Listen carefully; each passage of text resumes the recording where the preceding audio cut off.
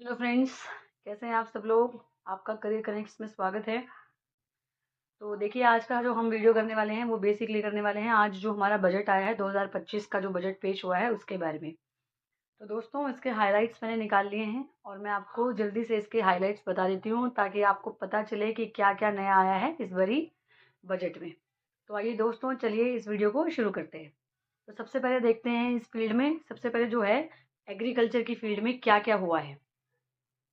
जो एग्रीकल्चर की फील्ड में है उसमें सबसे पहले क्या है, फार्मर्स की ग्रोथ पे बड़ा ध्यान दिया गया है। इसमें बहुत बड़े कदम उठाए गए हैं। जैसे जो फार्मर्स एडिबल ऑयल्स के उसमें हैं या फिर दालों की खेती जो करते हैं, उनको क्या है 6 इयर्स का जो है स्पेशल मिशन चलाया जाएगा उनकी ग्रोथ पीरियड को इम्प्रूव करने के लिए। और इसके अलावा दोस्तों, फ्रूट्स एंड वेजिटेबल की ग्रोथ को लेकर भी पर्टिकुलर जो फील्ड्स में है काम किए जाएंगे।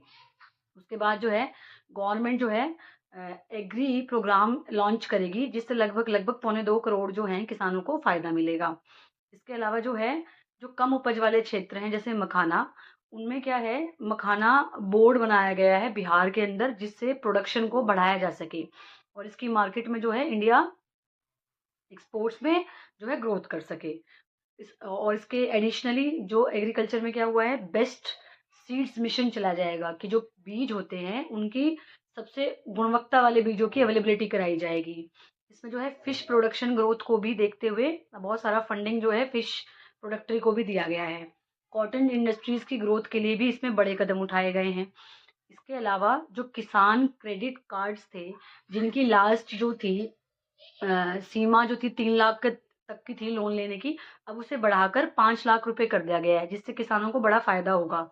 इसके अलावा जो है, जो 3 डोरमेंट प्लांट ईस्ट इंडिया में बंद पड़े थे असम वगैरह में, उनको चालू कर दिया गया है ताकि किसानों को इससे फायदा मिले।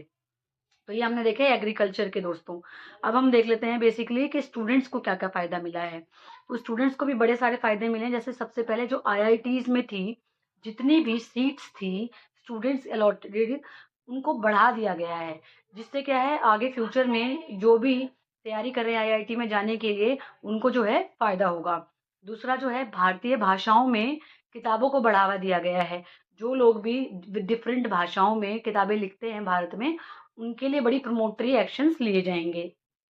अगला देखें दोस्तों, तो जो एआई है उसके लिए जो है सेंटर ऑफ एक्सीलेंस खोला जाएगा हमारी कंट्री में। नेक्स्ट क्या है दोस्तों, जो स्टार्टअप्स जितने भी होते हैं उनके लिए लगभग अब 20 करोड़ तक का क्रेडिट जो है गवर्नमेंट ऑफ इंडिया उनको देगी। तो ये हुई स्टूडेंट्स की बात। अब देख लेते हैं दोस्तों स्टेट्स में क्या क्या किया है। तो देखिए, स्टेट्स में जो है बेसिकली हर राज्य में जन धन योजना को चलाया जाएगा जिससे क्या है वेरियस लोगों को फायदा मिलेगा। इसमें लगभग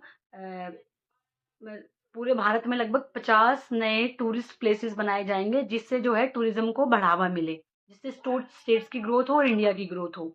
इसके अलावा जो है 2,500 करोड़ का जो है मैरीटाइम डेवलपमेंट फंड जो है लॉन्च किया गया है जिससे वेरियस स्टेट्स को फायदा मिलेगा।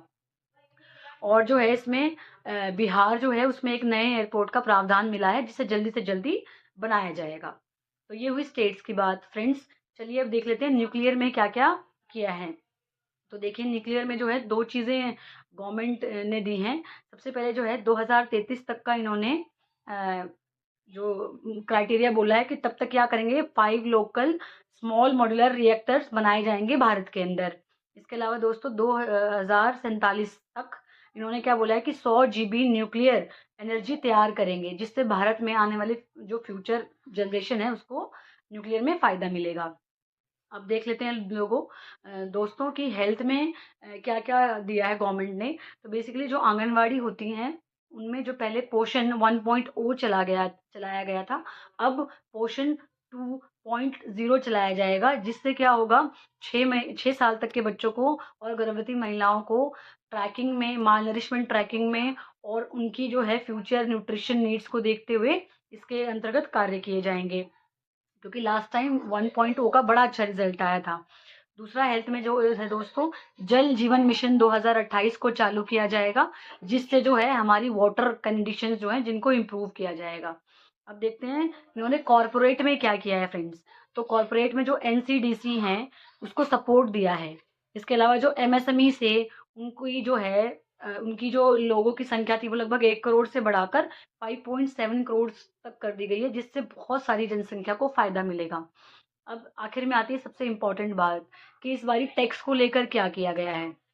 तो टैक्स को लेकर 2 रिजीम जो लास्ट टू लास्ट ईयर आए थे, ओल्ड रिजीम और न्यू रिजीम, अकॉर्डिंगली उसके ही इसमें फैसले लिए गए हैं।